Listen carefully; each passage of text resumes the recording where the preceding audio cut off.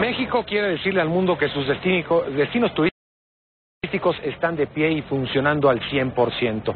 Sobre eso conversé con el secretario de Turismo del gobierno mexicano, Enrique de la Madrid. También hablamos sobre el terremoto de 1985, cuando su padre era presidente de México y fue cuestionado muy severamente por la sociedad mexicana por los vacíos que se dejaron en la conexión entre gobierno y sociedad. Aquí parte de la entrevista.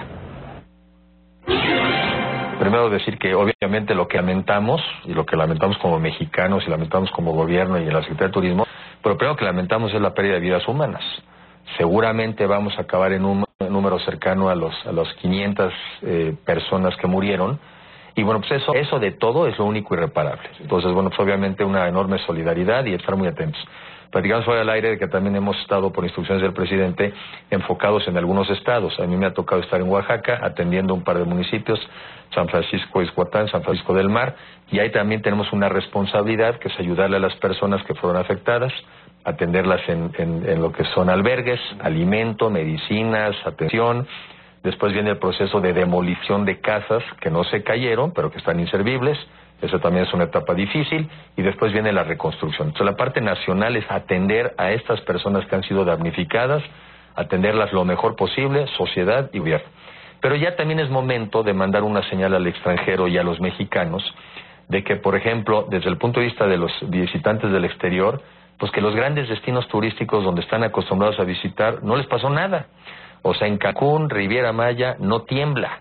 Tampoco pasó nada en lo que es Vallarta, Riviera Nayarit. También es un destino que se ha venido consolidando, creciendo, no pasó nada. Tampoco pasó nada en Los Cabos, que es otro de los destinos, digamos, de preferencia internacional. Y lo mismo puede decir de Guadalajara a Monterrey. La Ciudad de México, donde sí hubo un sismo, y un sismo muy importante, también hay que destacar que están focalizados los daños. Y para ponerlo en perspectiva, repasaba yo, me tocó, como a algunos nos tocó vivir el sismo de 85, para ponerlo en perspectiva. Hoy en día, la información que tenemos es que se cayeron 38 edificios. De una infinidad de edificios, lamentablemente en la ciudad pudieron haber perdido la vida cerca de 200 personas. Una ciudad de 20 millones de habitantes. Entonces, el daño está muy focalizado, y en las zonas turísticas propiamente de la ciudad, pues no hubo daños. Estamos en esta zona donde están las oficinas, es la zona de Polanco, donde están muchos de los edificios o de los, digamos, hoteles de más renombre. En el centro de la Ciudad de México, que fue un centro muy afectado en los temblores del 85, no pasó nada. Tienes los museos, tienes el Museo de Antropología, tienes el Palacio de Chapultepec. Todo eso está funcionando. Entonces es muy importante, primero, mandar la señal de que México está de pie, de que la gran mayoría de los destinos turísticos en México están intactos, incluso en estados como Oaxaca, en donde sí en la zona del Istmo sí hubo daños muy importantes, no así en la ciudad de Oaxaca, no así en Huatulco, no así en Puerto Escondido. Entonces, una manera de ser solidarios con México es viajar por México. Primero agradecemos la solidaridad del mundo, agradecemos la solidaridad internacional y la propia mexicana, pero ahora también tenemos que ver cómo estas economías se sigan dinamizando, cómo sigan generando economía, y una de ellas es generar turismo por el país. Pues no quiero desaprovechar la oportunidad para preguntarle, hacía referencia al sismo del 85, usted vivió ese sismo, evidentemente también, y quedó socialmente aquel estigma del gobierno que encabezaba su padre, de un despertar de la sociedad civil, un gobierno que se quedó corto, dicen. ¿Cómo ha cambiado las cosas? ¿Cómo vivió ese temblor y cómo vive el Pues mira, negocio? primero en esas cosas hago una reflexión. Primero, ese temblor para la Ciudad de México fue muchísimo más dramático. Para poner cifras, hoy estaba repasando un documento justamente de los terremotos de ese entonces. Hoy en día se cayeron en la Ciudad de México 38 edificios. Allá se cayeron en ese entonces 300, más los después que tuvo que tirar. La magnitud, el impacto del terremoto en la Ciudad de México de ese entonces de ahora no es comparable. Hoy en día, desgraciadamente, quizá morirán o habrán muerto cerca de 200 personas. En ese entonces no se tienen datos correctos, pero algunos estiman incluso hasta los 10,000. Sí. O sea, el impacto no. Y luego yo hago una reflexión, pero no lo hago con un propósito más que dar datos.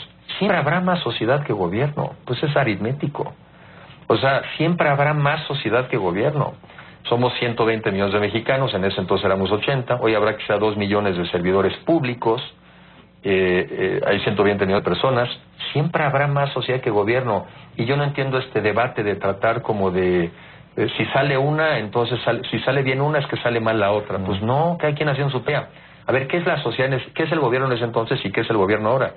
Los militares, los marinos, las enfermeras, los doctores, los bomberos, los policías, todo eso es gobierno, eso es gobierno. Y el gobierno en ese entonces como ahora salió inmediatamente a las calles. Pero claro, ¿quiénes son los primeros en salir? Pues los vecinos de los edificios que se cayeron, de las vecindades, los vecinos. Entonces, pues sí, se generó esa impresión, luego es muy difícil combatirla, pero no es cierta.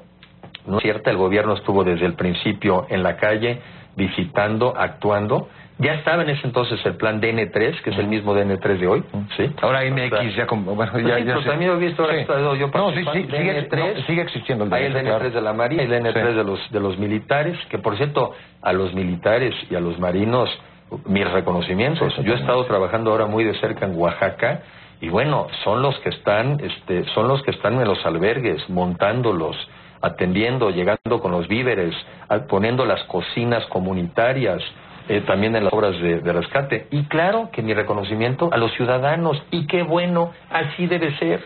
Lo que yo no comparto es que porque unos actúan bien, quiere decir que los otros actúan mal.